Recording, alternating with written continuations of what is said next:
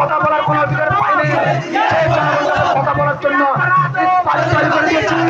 জনগণের পক্ষ থেকে আমাদের সকল কার্যক্রম চলমান থাকবে ইনশাআল্লাহ। এখন এসে বাংলাদেশ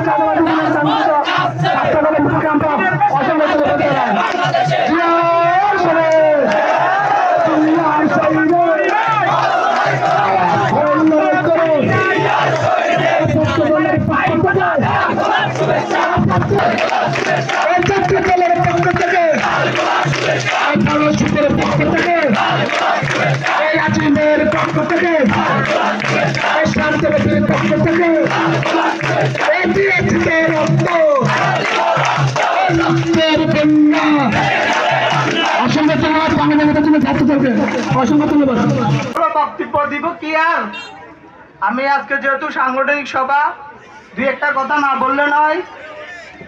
সাংগঠনিক শব্দটা এখান থেকে আসছে।